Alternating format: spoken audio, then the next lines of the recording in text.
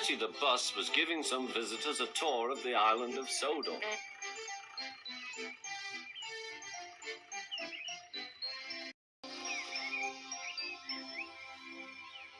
It was their last afternoon, and Edward was preparing to take them to meet Bill and Ben.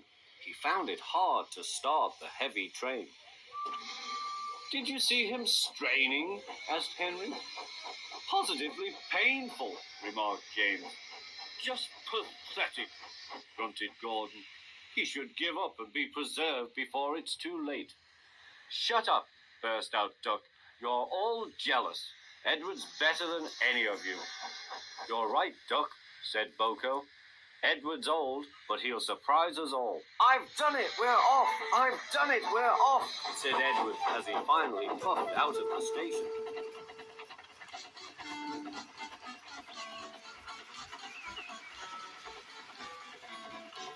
Bill and Ben were delighted to see the visitors. They loved being photographed.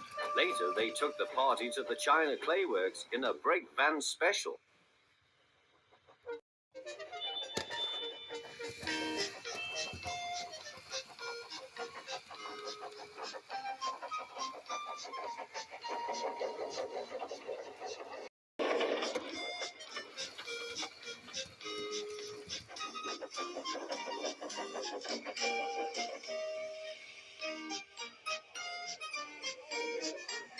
Everyone had a splendid time.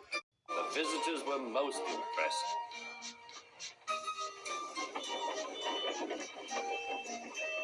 Then Edward took the visitors home.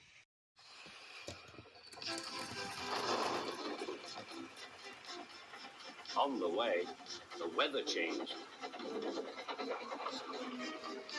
Wind and rain buffeted him. His sanding failed, and his fireman rode in front, dropping sand on the rails by hand. Suddenly, Edward's wheels slipped fiercely. With a shrieking crack, something broke. The crew inspected the damage. Repairs took some time. "One of your crank pins broke, Edward," said his driver. "We've taken your side rods off. Now you're like an old-fashioned engine. Can you get these people home? They must start back tonight." "I'll try, sir," promised Edward. Edward puffed and pulled his hardest, but his wheels kept slipping and he could not start the heavy train. The passengers were anxious. Driver, fireman, and guard went along the train, making adjustments between the coaches. "We've loosened the couplings, Edward. Now you can pick your coaches up one by one, just as you do with trucks." "That will be much easier," said Edward. "Come on," he puffed, and moved cautiously forward. The first coach moving helped to start the second, and the second helped the third.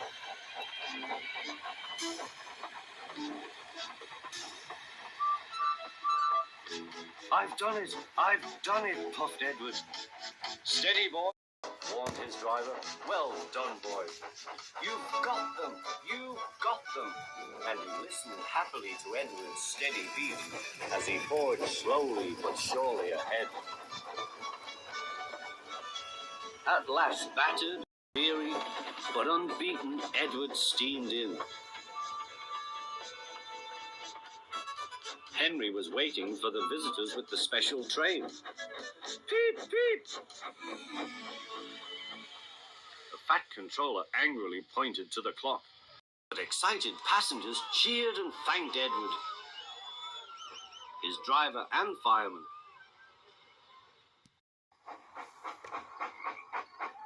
Duck and Boko saw to it that Edward was left in peace. Gordon and James remained respectfully silent.